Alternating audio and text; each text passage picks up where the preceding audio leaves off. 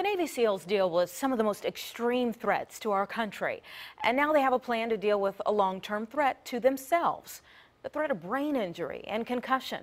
The Elite Fighting Force has begun a new program that will monitor brain health among its special operators.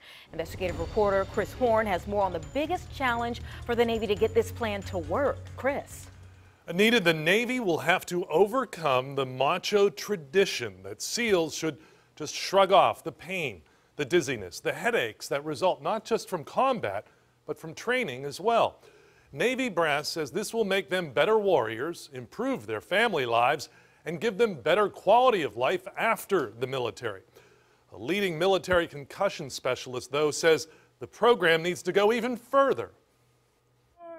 Rock it out, rock it out, rock it out! When you're a SEAL, you don't have to be at war to feel the effects of war. Ever since their beginning in the early 60s, they've worked with underwater demolition, weapons, the potential for hard landings from aircraft, and the jostling of boats on rough seas. And that's just the training.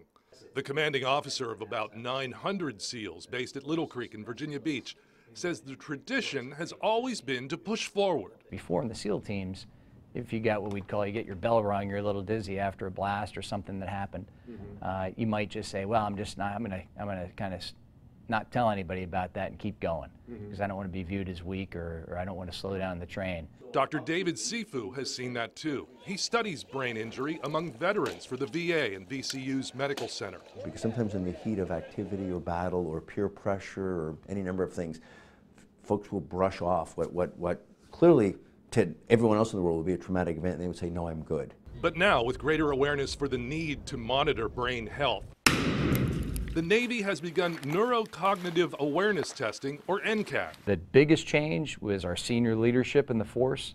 They just get it. Some of the testing involves questions about self-awareness, matching numbers and symbols, and recognizing visual patterns.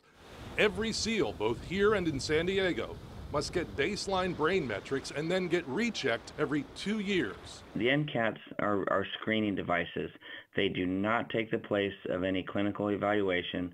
They're purely screening devices to detect, to track change over time. The recheck would happen sooner if the operator is involved in a blast exposure or other traumatic event. Sifu says the program would be even better if the regular screenings happened more often. Certainly, regular retest is vital. I would advocate no less than once a year for these evaluations. When a SEAL from Little Creek gets a concussion, he would go here to Portsmouth Naval Hospital.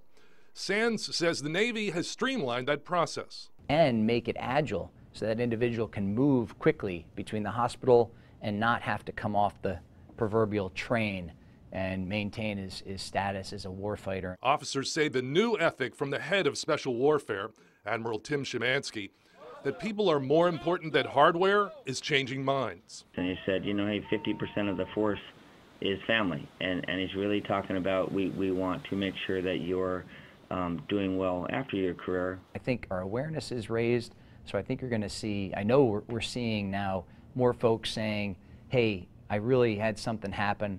I think I'd like you to take a look at me.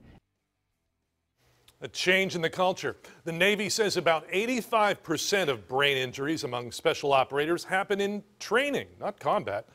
The new program is aimed at preventing as many of those concussions as possible. Chris Horn, 10 on your side.